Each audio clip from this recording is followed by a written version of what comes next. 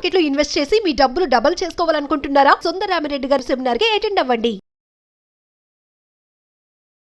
అమ్మ నమస్తే. నమస్తే. అమ్మ నిజంగా ఇలాంటి వీడియోలు చేయాలి అన్నా కూడా అరే ఎన్నని చేస్తామప్పా, ఎన్నని ఇలాంటివి చెప్తాం అన్నట్టు ఎప్పుడు అనిపిస్తుంది. ఇట్లాంటి వీడియోలు ఎప్పుడు చేయడము ఇదేనా? ఆపుతాము అనేది లేకుండా అయిపోయింది. ఇదే లాస్ట్ అనుకుంటూ ఉన్నాం. అదే ఫస్ట్ లాగా ఫ్రెష్ గా న్యూస్ వస్తూనే ఉన్నాయి. చిత్తూరులో భార్య భర్తను చంపడం, గుడికి తీసుకెళ్ది. నిజంగా కన్న తల్లిని నమ్మలేము, కట్టుకున్న భార్యని నమ్మలేము, తోబుట్టువుల్ని నమ్మలేము. ఎవరిని నమ్మాలి? నిజంగా మగాళ్ళు ఎలా అయిపోయారు అంటే అమ్మ, అరే బాబు నీకు పెళ్ళయ్యే ముందు అమ్మాయిలు కాదు తెలుసుకోవాల్సింది, అబ్బాయిలు వాళ్ళ అమ్మాయిల ఫ్రెండ్స్ దగ్గరికి వెళ్ళి అమ్మ మీ ఫ్రెండ్ కి ఎవరన్నా లవర్ ఉన్నారా చెప్పండి అని అదొక్కటి తెలిస్తే చాలు మేము ఆమెను పెళ్లి చేసుకో, అంతే, మేము వెళ్ళిపోతాము అనేలాగా ఉండాలి. అయిపోయింది ఇప్పుడు. అంటే దీని మీద చాలా ట్రోల్స్ అవుతున్నాయమ్మా. అబ్బాయి ఏమో మొత్తం మిక్సీ, డ్రమ్ము, కుక్కరు, ఇప్పుడు సిలిండరు ఇవన్నీ పెట్టుకొని అరే నీకు పెళ్లి కాకముందే నువ్వు సెలెక్ట్ చేసుకో, నీకు ఏది కావాలో, నీకు ఏది కంఫర్ట్ నువ్వు చావడానికి అన్నట్టుగా అయిపోతున్నారు. సో నిజంగా ఇవన్నీ వింటూ ఉంటే మగపిల్లల తల్లిదండ్రులకు ముఖ్యంగా భయం అనేది మొదలవుతుంది. ఒకప్పుడు ఆడపిల్లల తల్లిదండ్రులు భయపడాల్సి వస్తుంది. అఫ్ కోర్స్ ఇప్పుడు కూడా భయపడుతున్నారేమో, అంతకు మించి మగపిల్లలు భయపడాల్సిన అంటే ఇది వరకు అండి పెళ్లిళ్ళు అంటే ఏమవుతుందంటే మన అమ్మాయిని ఒక అత్తగారింటికి పంపించే ముందు ఆ అబ్బాయి గురించి ఎంక్వైరీ చేసుకుంటే వాళ్ళ ఊరెళ్ళి వాళ్ళు ఆస్తులేంటి పాస్తులేంటి, ఈ అబ్బాయి ఎలా ఉంటాడు, క్యారెక్టర్ ఏంటి, ఈ కుటుంబానికి ఈ ఊర్లో ఎంత పేరుంది, ఎవరన్నా వీళ్ళ గురించి చెడుగా చెప్తారా, కుర్రోడు గురించి చెడుగా చెప్తారా, ఇవన్నీ ఆలోచించి ఎంక్వైరీ చేసి అప్పుడు లేదు మంచి అబ్బాయి అనుకున్న తర్వాత లేదా ఇది వరకు కరణాలు తర్వాత వీళ్ళందరూ ఉండేవాళ్ళు, ఇంటి ఊరి పెద్దలు ఉంటే వాళ్ళందరి దగ్గరికి వెళ్ళి కనుక్కొని లేదండి మీరు బేషుగ్గా మీ అమ్మాయిని ఈ ఊరికి పంపించవచ్చు, చాలా మంచి కుటుంబం అది అని అన్న తర్వాత తల్లిదండ్రులు పెళ్లి చేసేవాళ్ళు. ఇప్పుడు ఏమిటంటే ఇదే సేమ్ రివర్స్ అయింది. సో ఒక అమ్మాయి మన ఇంటికి వస్తుంటే అబ్బాయి వాళ్ళు వెళ్ళేసి అమ్మాయి దగ్గరికి వచ్చి ఈ అమ్మాయికి ఎవరన్నా ఫ్రెండ్స్ ఉన్నారా, అసలు ఎలాంటి క్యారెక్టరు, మొగుడిని కొట్టే క్యారెక్టరా లేకపోతే ఏదైనా తప్పు జరిగిన సర్దుకుపోయే క్యారెక్టరా అనేది చూసుకొని చేసుకోవాల్సిన పరిస్థితి వస్తుందేమో అనేది కూడా వస్తుందేమో కాదు ఇక చూసుకోవాలి అనిపిస్తుంది. సో చిత్తూరులో జరిగిన ఇన్సిడెంట్ ఒక్కసారి చెప్పండి. చిత్తూరులో యాక్చువల్ గా ఆ కుర్రోడు చెన్నై అబ్బాయి అండి, ఈ అమ్మాయి చిత్తూరు అమ్మాయి. సో ఇద్దరు కలిసి ఇద్దరికి పెళ్లి చేశారు. పెళ్లి చేసిన తర్వాత వాళ్ళకి ఒక 2 years అబ్బాయి కూడా ఉన్నాడు. అయితే ఈవిడ అస్తమానము ఆ హస్బెండ్ తగాదా పడింది. అతను మాత్రం చాలా మంచివాడు, ఆ కుర్రోడు మాత్రం మార్కెటింగ్ లో ఎక్కడో చేస్తాడు, చాలా మంచివాడు.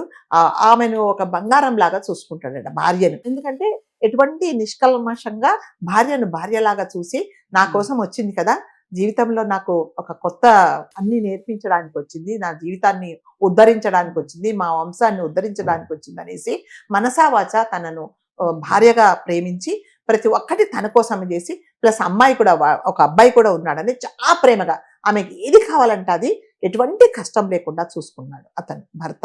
కాకపోతే ఈమెకి చిన్నప్పటి నుంచి ఒక ఫ్రెండ్ ఉన్నాడు.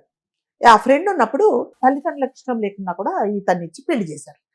కానీ ఈమె ఏంటంటే 2 సంవత్సరాలు అయ్యి పెళ్ళయి దాదాపు 7-8 సంవత్సరాలు అయిన తర్వాత కూడా అతన్ని మర్చిపోలేకపోతుంది అనమాట.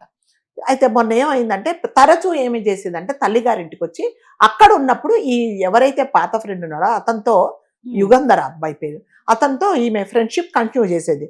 తల్లికి ఆ విషయం తెలీదు, ఏదో బయటకు వెళ్తున్నానంటే పుట్టిన ఊరు కదా ఫ్రెండ్స్ దగ్గరికి వెళ్తుంది అని అనుకున్నారు. మొన్న జరిగిన దాంట్లో కూడా అట్లాగే ఏం చేసిందంటే నేను మా అమ్మ వాళ్ళ ఇంటికి వెళ్తున్నాను, వెళ్ళిన 2 రోజుల తర్వాత భర్తను కూడా పిలిచింది. ఏదో ఒక గొట్ట మీద పెద్ద గుట్ట ఉందంటే దాని మీద ఒక దేవుడి గుడి ఉంది, మనం అక్కడికి వెళ్దామని అనుకుంది.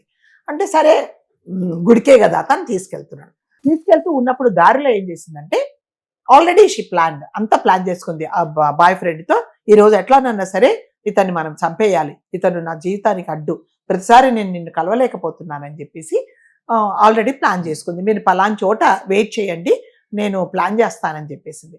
అతను బండి మీద వాళ్ళ అబ్బాయిని కూడా కూర్చోబెట్టి తీసుకెళ్తున్నప్పుడు కావాలని తన దగ్గర ఉండే బ్యాగ్ కింద విసిరేసి ఒక 2 minutes ముందుకెళ్ళిన తర్వాత ఏమండి నా బ్యాగ్ కింద పడిపోయింది, కొంచెం తీసుకురారా, నేను ఇక్కడ నించుంటాను అని చెప్పింది. అతను పాపం బండి అక్కడ పార్కింగ్ చేసి ఎక్కడైతే బ్యాగ్ పడిందో అక్కడికి వెళ్ళి ఇలా వంగి బ్యాగ్ తీసుకున్నప్పుడు ఎవరైతే కాపు కాస్తున్నారో వాళ్ళందరూ వచ్చారండి. వచ్చి ఇష్టమంతుడు కొనేసి ఆయనకి ఏం అర్థం కాలేదు. అంటే ఈ బ్యాగ్ నేను తీసుకుంటుంటే ఈ వాళ్ళు ఎవరో తీసుకోవాలనుకున్నారా, ఇందులో ఏమైనా డబ్బులు ఉంటే వీళ్ళు నేను తీసుకుంటున్నానని కొడుతున్నారా అనేది ఏం అర్థం కాదు. అందరూ ఒక 4-5 కలిసేసి లాక్కుపోయారండి. లోపలికి తీసుకెళ్ళి అంటే పొదలలోకి తీసుకెళ్ళి నిర్మానుష్యం ప్రదేశానికి తీసుకెళ్ళి ఇష్టం వచ్చినట్టుగా విచక్షణ రహితంగా కొట్టేసి చంపేశారు. ఆ కొట్టేసేటప్పుడు భార్య కూడా ఎదురుగుండా ఉందండి, కొడుకు నిల్చోబెట్టుకొని ఎదురుగుండా ఉంది. అంటే చూడండి మనుషులు ఎలా అయిపోయారు. ఒక భర్త కదా, పోనీ నీకు ఇష్టం మళ్ళీ చెప్తున్నాం, ఇష్టం లేకపోతే కదా. అతన్ని వదిలేయాల్సింది, లేకపోతే నేను నీతో పాటు కాపురం చేయను, నేను ఇదిగో పలానా చోటుతో పలానాడుతో వెళ్ళిపోతున్నానని ఆ బాధ పారేసే బదులు నువ్వే వెళ్ళిపోవాల్సింది వాళ్ళతో. నిజం కదండి. ఇప్పుడు మనం ఏమి తప్పు చేయనప్పుడు ఎవరన్నా మన మీద దాడి చేస్తూ ఉంటే మనకేం అర్థం కాదు. నేనేం చేశాను, అబ్బాయి గిలగిలా కొట్టుకుంటూ ఉంటే కూడా చచ్చిపోయేదాకా, ప్రాణం పోయేదాకా కొట్టమని చెప్పిందండి. పాపం ప్రాణం పోయింది. ప్రాణం పోయిన తర్వాత అందులో వదిలేసి ఆ శవాన్ని వదిలేసి ఆ వీళ్ళ పుట్టిన అబ్బాయిని తీసుకొని ఆల్రెడీ బండి మీద, ఎవరి బండి మీద, వీళ్ళిద్దరు వైఫ్ అండ్ హస్బెండ్ ట్రావెల్ చేసిన బండి మీదనే ఇంకా ఇద్దరితో పాటు అబ్బాయిని కూర్చోబెట్టుకుని వెళ్ళిపోయి దాన్ని ఎక్కడో స్టేషన్ లో వదిలేసి వాళ్ళు వేరే చోటికి వెళ్ళిపోయారు. తల్లి ఏం చేసిందంటే, ఏంటి ఇంకా రాలేదు, అల్లుడు కూతురు బయటికి వెళ్ళారు ఇంకా రాలేదని చెప్పేసి ఫోన్ చేస్తే తీరా తెలిసి ఆమె ఫోన్ తీయట్లేదు. కొన్ని తర్వాతే తెలిసిందంటే ఇలా జరిగిందని. చూస్తే పొదలల్లో ఉన్నాడండి. పోలీసు వాళ్ళకు ఈమె ఏం చేసిందంటే పోయి కంప్లైంట్ ఇచ్చింది, మా అమ్మాయి అల్లుడు గారు ఇలా వెళ్ళారు, ఇంతవరకు రాలేదు అని కంప్లైంట్ ఇచ్చడం. పోలీసు వాళ్ళు ఎలా అన్ని ఇన్వెస్టిగేట్ చేసి సీసీ కెమెరాల ద్వారా చూస్తే లోపలికి వెళ్ళేటప్పుడు అందరూ వెళ్ళారు, వచ్చేటప్పుడు ఈమెతో పాటు వెళ్ళిన భర్త లేడు, మిగతా ముగ్గురు, కుర్రాడు, ఈమె ఉన్నారని చూస్తే అవును నేనే చంపేశాను. పిల్లల కళ్ళ ముందర అలాంటివి చేస్తే తండ్రిని నువ్వు చంపుతూ ఉంటే అబ్బాయి ఎంత డిస్టర్బ్ అయిపోతాడు. ఏం జరిగిందో తెలియదు కదా.